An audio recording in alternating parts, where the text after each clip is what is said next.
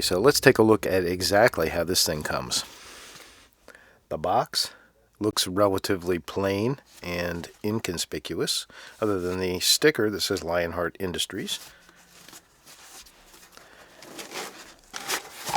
But inside the box, we have some pretty neat packaging. This nice black paper, another Lionheart sticker holding the black paper together, and when we open the black paper, we have a nice nylon case. So, pull that out. The little product brochure. Something to certainly read a little later. I like that packaging. And also, I ordered a couple of extra magazines, and they also came wrapped up the same way. Got a little sort of molly patch on the front with the lion embroidered into it, which is nice. Just on one side. I wonder if it'll actually stick. I'll take my... Oh yeah, it does. My Copper Customs patch. Yes, sir. It will stick on there. Alright, so open that up. And we have a pretty well laid out bag for this pistol. Got nice strips there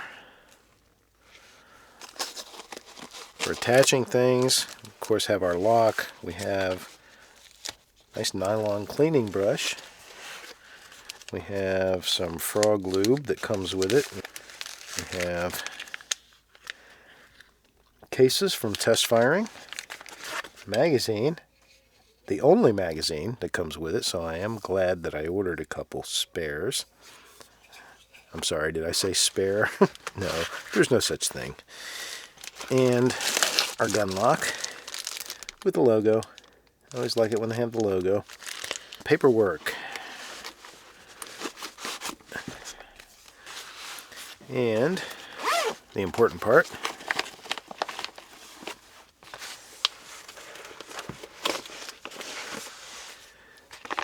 Sealed in a plastic bag. And literally has yet to be opened. So this is not a staged fake unboxing. When I do an unboxing, it really is an unboxing. So cut that. Get it right across the top. And for the very first time, I will be looking at this. And there it is. The Lionheart.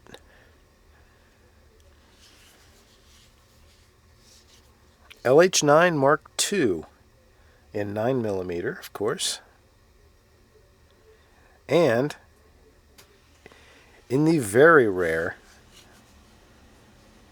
Alpine White Cerakote with black slide, black grips, other black accent components. I love the look of it. Absolutely love the look of it. And I think probably, if nothing else, what I love is that you won't see these everywhere you go. That is for sure. So, there you go. There's how it comes in the box. Nice range case.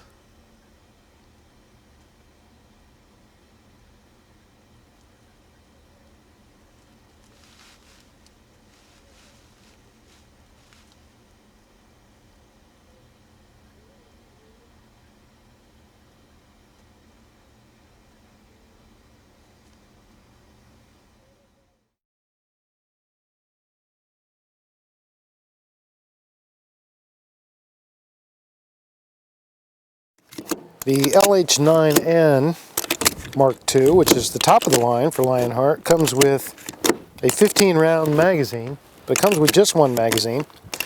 But I also ordered two more. I ordered a 15 and 13 so that I can spend more time shooting and less time doing this. The 13-round magazine fits flush into the pistol, whereas the 15s stick out just a little bit with an extended base plate. I'm only going to put 10 in the 13-round magazine because having an uneven number left in the box would drive me insane. Lionheart LH9 and Mark II, 9mm. Very first shots. My usual 10-yard distance. Orange dot is the objective.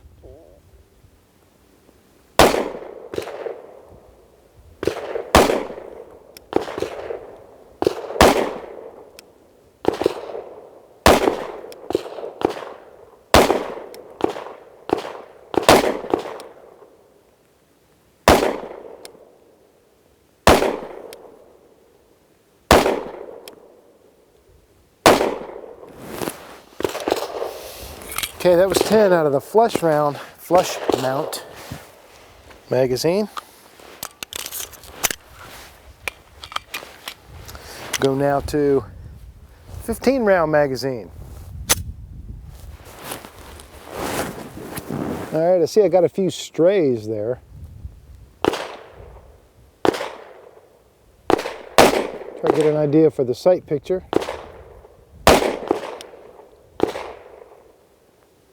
And the hold point.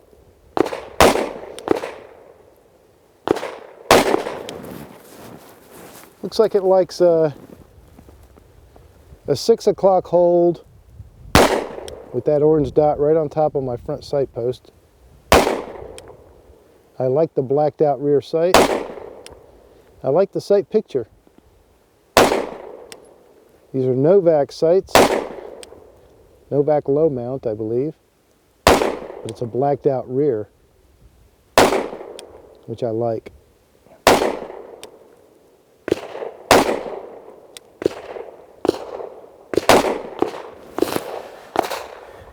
Okay, looks like it's kind of concentrating the shots at the 1 o'clock position there on the target.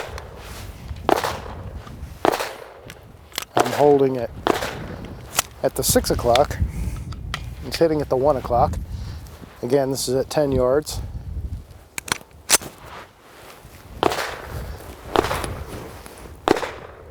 $15 more. This, by the way, is Remington UMC ammo, 9mm, 115 grain. For those of you keeping score at home,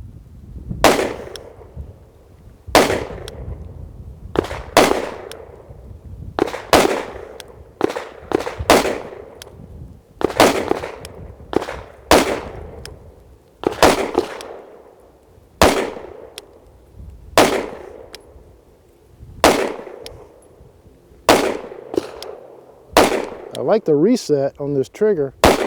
Pretty amazing. All right, looks like I threw a few flyers there. One really low for some reason, but that looks like a pretty good concentrated group at around that 1 o'clock position. Let's load these mags up with a different kind of ammo and go again. Let me tell you, this is a very high quality handgun. It's an aluminum frame and a steel slide. The milling is absolutely fantastic. I've seen a lot higher end pistols with less quality. The Cerakote on the frame is extremely good, very well done. I've seen some really bad Cerakote jobs, and this one is done right. Now, one of the weird things, or strange things, or interesting things, depending on how you want to approach it about this gun, you've probably seen this talked about, is the trigger system. Instead of a traditional double action, single action on a hammer fired semi-automatic, which this does have, it also has what Lionheart calls double action plus, what I've heard some people refer to as triple action, which is maybe not untrue. But let me describe that here real quickly for you. The gun's unloaded, no magazine.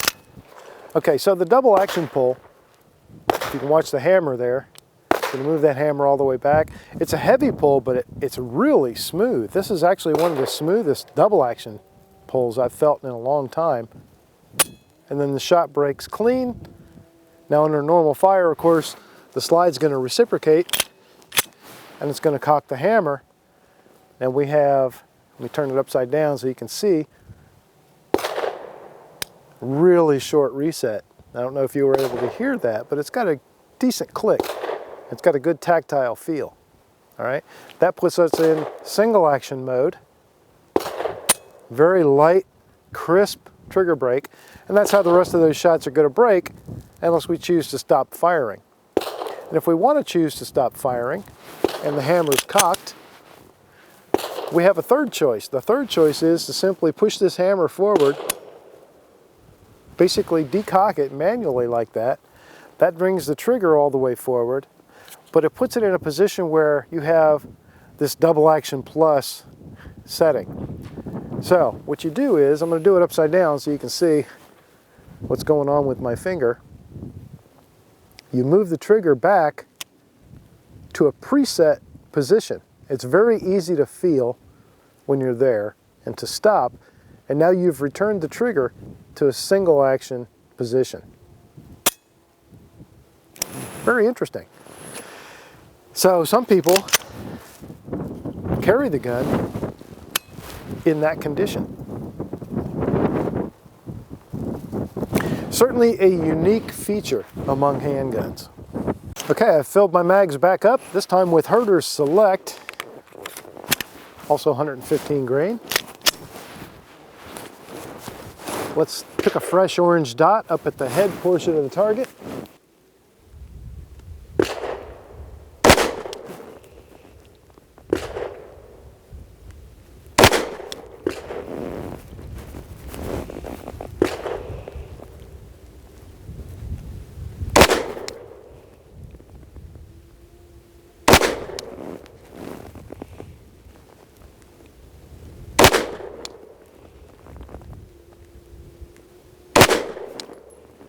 I missed the friction of glove on glove.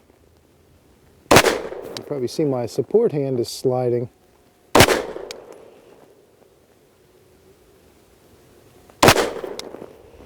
Haven't found my comfy position yet on my hold.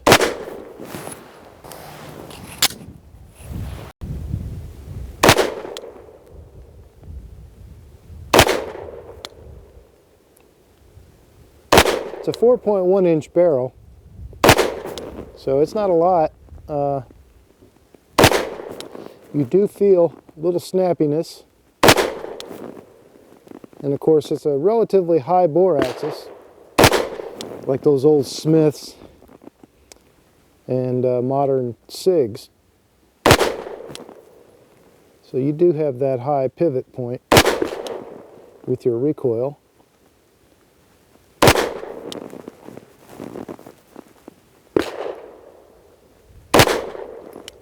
Trigger reset is nice. Let me try a couple of shots with that. That's interesting.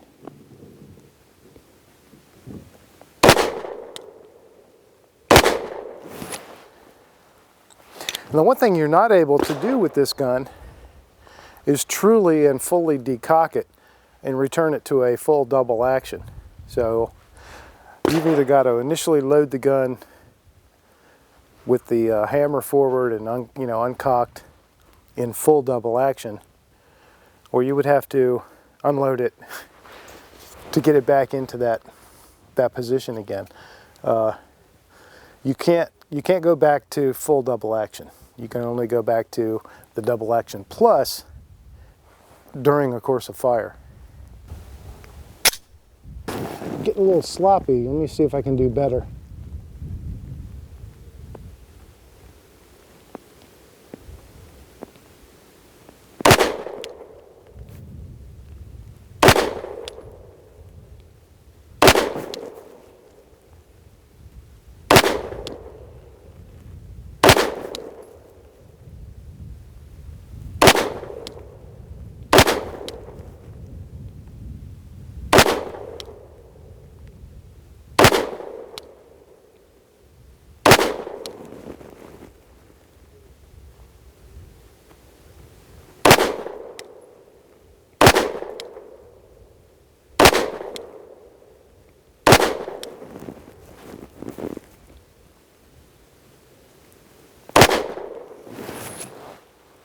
That was a little better. The gun is a little jumpy, a little snappy in the hand. Alright, so there's a look at a couple of generations, or at least a generation of inspiration. This is, of course, the LH9 MKII. Like I say, the Korean K5 military pistol is really a copy of a Smith & Wesson 59. Well, I don't have a 59, but I do have a 39. This is the 639. The 6 just designates stainless steel. I've had this gun since it was brand new, and I bought it in the early 80s. And you can see there is definitely more than a passing resemblance in the design of these two pistols. Take a look at the ergonomic design of the back straps, the height, the length, everything. Very, very similar. Again, the only difference is this particular Smith & Wesson is a single stack. In the 39, it was a double stack. In the 59, which is where this one comes from. Otherwise, there you are. You are looking at the inspirer, the inspiration and the inspired. Lionheart packages a sample of frog lube with their gun, and they also pre-treat the gun with frog lube. Now, I'm still on the fence about frog lube. I haven't made up my mind yet how I feel about it. I have a couple of guns that I am using as dedicated frog lube guns.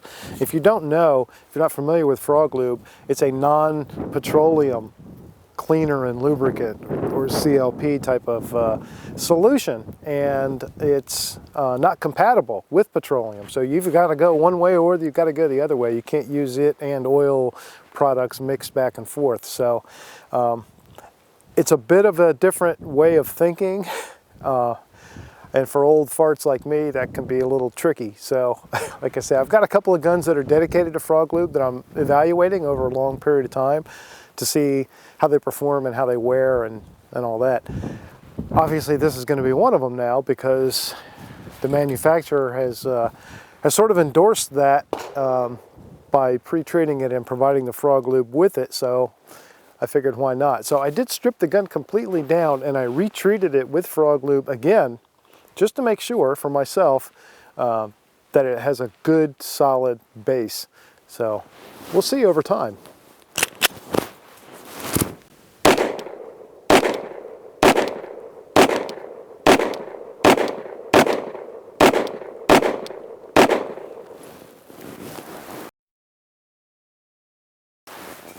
Okay, so I've just hit the 200 round mark with the Lionheart LH9 MKII.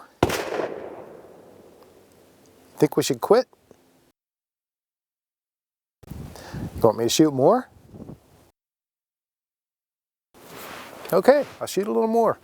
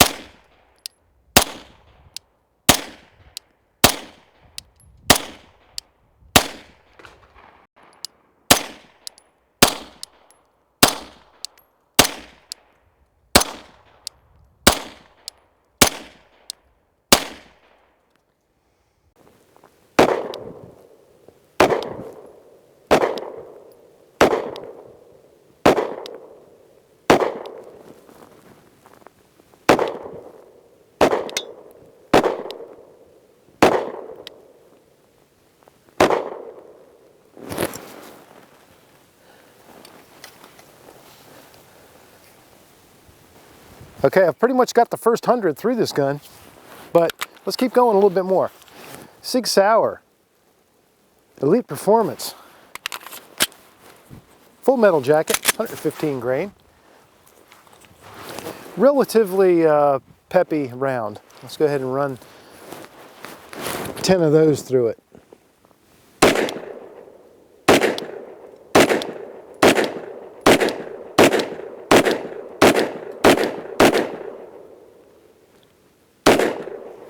Or 11.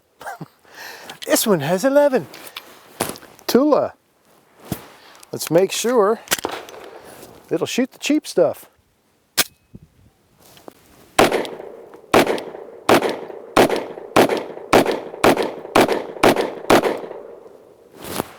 Yeah, no problem. Ejected kind of funny, but shot great. So gun reviews, even a first 100, aren't black and white. I said aren't black and white. There we go. All right. Even when the gun is black and white, like this, there's still some gray area in terms of talking about its features and its performance. This is a very interesting gun. I found that while shooting it for my first, and it's a little over 200 rounds that I put through it, it's definitely snappy. You know, you definitely can tell with the high bore axis, the lightness of the pistol. It's a very light pistol because of the aluminum alloy frame, that you do get a lot of recoil. So you got a short barrel at 4.1 inches, you got a light frame, and you've got a pretty high bore axis. So it's a little snappy. There's some muzzle flip, but it's pretty well controlled.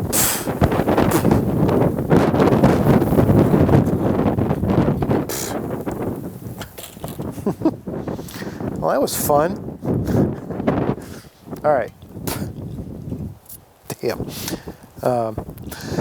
But I found, for me, I found that once I found the way I wanted to hold my hands, that made a big difference. At first I was kind of resting my forward thumb on the slide stop lever and trying to find a comfortable place for it without putting any pressure on it. I finally found a little home for it right underneath. Once I got comfortable with where I wanted to grip the pistol, I controlled the recoil a lot better and I enjoyed the shooting a lot more. That said, this pistol shoots fantastic. I shot a lot of different ammo through it today. I shot Tula, I shot hand loads, I shot Sig Sauer, I shot Herters, I shot, what else, Remington, and it had absolutely no malfunctions of any kind. Didn't have any kind of problems, and it shot pretty accurately for everything. I didn't do any accuracy testing, but you saw the initial shots into my orange dots there. Of course, when I start shooting left-handed and real fast, things tend to open up a little bit. Is this something I would shoot a IDPA match or something like that with? No, I doubt it. But it's definitely a heck of a fun gun. There's a place for it in the world, and there's a place for it in my collection, that's for sure. I like it. I'm going to find another way to bring this back out and show it to you again. Maybe do a deep dive at some point in the future. But there she is.